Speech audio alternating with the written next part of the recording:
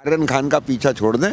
और मेरा अदालत से भी ये कहना है कि ऐसी कौन सी investigation, Bell is a right, वो इस पोजीशन में नहीं है कि वो आगे की इन्वेस्टिगेशन को प्रभावित कर सके, तो उसे रख क्यों रखा है अंदर? कोई टाइम ड्यूरेशन है? किसी की ईगो सेटिस्फाई की जा रही है क्या?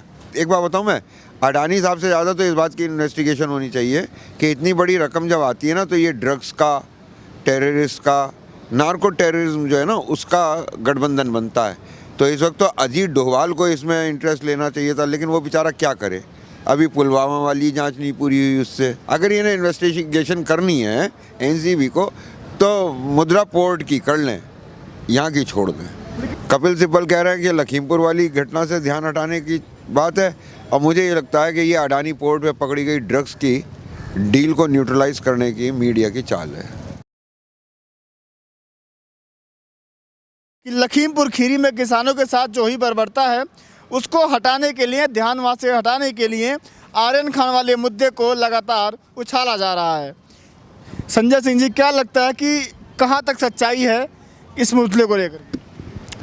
किस चीज़ की सच्चाई? गिरफ्तार हुआ है, सच्चाई है। चार्ज है ड्रग्स का, ये भी एक सच्चाई है। कम उम्र है, ये भी एक सच्चाई है। एक बड़े फिल्म स्टार का बेटा है, ये भी एक सच्चाई है। फिर उसके नाम के आगे खान लगा है, ये भी एक सच्चाई है। उसकी माँ का नाम गौरी है, ये भी एक सच्चाई है। सेकुलर बच्चा है।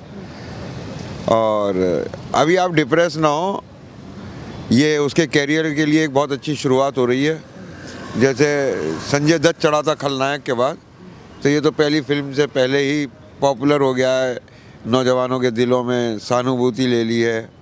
और मुसलमान है, इस वजह से प्रताड़ित किया जा रहा है, ये भी एक सहानुभूति है। एक अच्छा फिल्मी कैरियर होगा। ये कहाँ तक जायज़ है कि मुसलमान है इसलिए वजह से प्रताड़ित किया जा रहा है? देखिए, कोई ना कोई तो एंगल जोड़ना पड़ता है। मेरे को इसमें हिंदू और मुसलमान की दिक्कत नहीं है, मेरे को इसमें प्रॉब्लम दूसरी है। वो ये है कि आप जो है, ये एक छोटा सा बच्चों का जो नारकोटिक्स का केस है, इसको 4-4 बार जमानतें नहीं हो रही हैं, कोर्ट सुन नहीं रही हैं। ऐसा कौन सा सीरियस ऑफेंस हो गया? उसमें कौन से वो पीछे के कनेक्शन, उसकी इन्वेस्टिगेशन चल रही है। उसने तो किसी से परचेज़ करी होगी, कोई सप्लाई दे गया होगा। ऐसा थोड़ी ना कि वो सप्लायर के घर गया होगा या वो सप्लाई चेन को जानता होगा। वो तो एक बहुत हाई एंड कस्टमर होगा। तो इन्वेस्टिगेशन तो अब ऐसी कोई बची नहीं होगी, लेकिन जहाँ इन्वेस्टिगेशन होनी चाहिए, जो देश को बताया जाना चाहिए, उसके ऊपर देश बिल्कुल खामोश है। कपिल सिब्बल कह रहे हैं कि लखीमपुर वाली घटना से ध्यान हटाने की बात है, और मुझे ये लगता है कि ये अडानी पोर्ट पे पकड़ी गई ड्रग्स की डील को न्यूट्रलाइज करने की मीडिया की चाल है।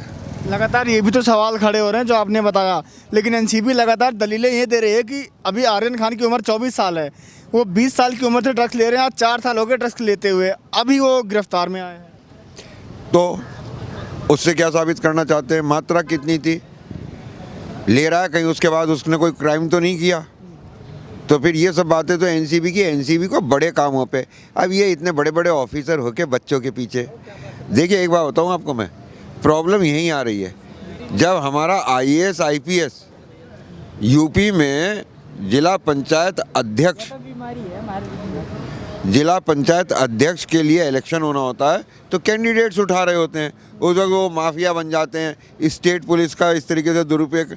तो ये आईएएस आईपीएस और ये जो है ना, इनकी बुद्धि अपनी जगह से हट गई है और ये हुक्म मान रहे हैं। अगर ये इन्वेस्टिगेशन करनी है एनसीबी को, तो मुद्रा पोर्ट की कर लें, यहाँ की छोड़ दें। लेकिन वहाँ पर तो लगातार ये कहा था अडानी ग्रुप की तरफ से कि पोर्ट हमारा था, अगर हमारे पोर्ट पर कुछ गलत काम होता है, इसका मतलब ये थोड़ी ना कि हमारी वहाँ पर संलिप्तता पाई जाती है।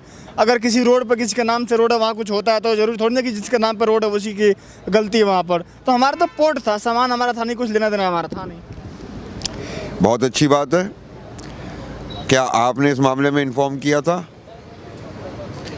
इससे पहले कितना माल आया, किनका माल था? हम भी शक नहीं करते, लेकिन अडानी साहब की जो राइज है ना, जैन साहब की, वो फिनोमिनल है। तो लगता है कि उसके अंदर नारकोटिक्स का भी। और फिर एक बात बताऊं मैं, अडानी साहब से ज़्यादा तो इस बात की इन्वेस्टिगेशन होनी चाहिए कि इतनी बड़ी रकम जब आती है ना, तो ये ड्रग्स का, टेररिस्ट का, नार्को टेररिज्म जो है ना, उसका गठबंधन बनता है। तो इस वक्त तो अजीत डोभाल को इसमें इंटरेस्ट लेना चाहिए था, लेकिन वो बेचारा क्या करे, अभी पुलवामा वाली जांच नहीं पूरी हुई उससे, सुपर कॉप से। अब ये केस और हाथ में ले ले, तो नेशनल सिक्योरिटी को नज़र रखें, नेशनल सिक्योरिटी एडवाइज़र से कहें कि उस एंगल से इसकी जांच करे, देश अपना ध्यान उधर की तरफ लगाए, अंजना मोदी अपना ध्यान उधर की तरफ लगाएं। देख रहे हो उसके लिए जाके यहाँ तो यहाँ अब अमेरिका तक में उसे लोग दरवाज़ा दिखा देते हैं, वो है दरवाज़ा, निकल जाओ बाहर। तो अपना नाम खुद अंजना मोदी बताती है। तो ये सब देश के एंगल से सोचें, आर्यन खान का पीछा छोड़ दें। और मेरा अदालत से भी ये कहना है कि ऐसी कौन सी investigation, Bell is a right, वो इस पोजीशन में नहीं है कि वो आगे की इन्वेस्टिगेशन को प्रभावित कर सके, तो उसे रख क्यों रखा है अंदर? कोई टाइम ड्यूरेशन है? किसी की ईगो सेटिस्फाई की जा रही है क्या? तो अदालत भी अपना करने का काम कर ले। उनके आर्यन खान लगातार एनसीबी के सामने ये कहते हुए दिखाई दे रहे थे कि गलती हो गई मेरे से, मुझे छोड़ा जाए, फ्यूचर में मैं ऐसा कुछ नहीं करूंगा, मैं समाज की भलाई के लिए काम करूंगा, आज के बाद सब इन चीज़ों को हाथ नहीं लगाऊंगा। तो ये भी लोग कह रहे हैं कि चलो ठीक है, बच्चा छोड़ दे। तो कानून के नज़र में इसको कैसे देखते हैं? 23 साल 5 महीने 26 दिन की उम्र में भगत सिंह जी शहीद हो गए थे। उनकी इस धरा पे इतनी ही जीवन लिखा था, 23 साल 5 महीने 26 दिन। ये 24 का हो गया, तो इसे मेरे को और किसी चीज़ पे ऐतराज़ नहीं है, बच्चा ना कहिए आप। और दूसरी बात मैं उससे कहूँगा कि इस वक्त जो ये तौबा कर रहे हो बहुत अच्छा कर रहे हो। मैं आपको जिगर मुरादाबादी साहब का एक शेर सुना देता हूँ। रात को पी सुबह को तौबा कर ली, रिंद के रिंद रहे, जन्नत भी हाथ से ना गई। कभी ऐसी कस्में ना खाएं, और ठीक है आप छूट जाएंगे, अपना कैरियर पे ध्यान रखें। वो जो लगातार ये सवाल खड़े कर रहे हैं कि किसानों के जो मुद्दे हैं, लगातार किसानों पर जो घटनाएं घट रही हैं पिछले 2 तारीख से, तो उसको दबाने के लिए इस मुद्दे को उछाला जा रहा है। लगातार बड़े मीडिया में इसको टीआरपी के लिए या तमाम इस मुद्दे को उछाल करके इन किसानों के मुद्दे को दबाया जा रहा है। इसमें कहाँ तक कितनी सच्चाई है? कौन दबा रहा है? Media, electronic media, main media. उसका बाजा तो आपने बजा दिया। आप कोई मुद्दा दबाने दे रहे हैं क्या? क्या लगा हुआ है आपका दांव पे? इतने महंगे महंगे सेटअप हैं, कितने का पैकेज है? आप लोग नहीं दबने दे रहे मामला। दूसरी चीज़, उनकी गुडविल खतरे में पड़ गई। अब जो सीरियस है ना किसान आंदोलन वाले, वो जिनकी थाली में तो धीरे धीरे करके चीज़ कम हो रही है, जो प्रताड़ित वर्ग है, वो भी आर्यन खान को देखने के बजाय आप इतना कितना ही दबा लें, वो लोग अब मोबाइल पे आपको देखते हैं, DS4 को, तो मुद्दा नहीं दब सकता। अब पैरेलल ऑल्टरनेटिव मीडिया पावरफुल हो गई है, अब आप जवान हो गए हैं। लगातार यहाँ पर आर्यन खान को लेकर के सुर्खियां बनी हुई हैं कि आखिर कब उनको जमानत मिलेगी, क्योंकि पिछले 16 दिनों में 4 बार उनकी जमानत की अर्जी खारिज हो चुकी है।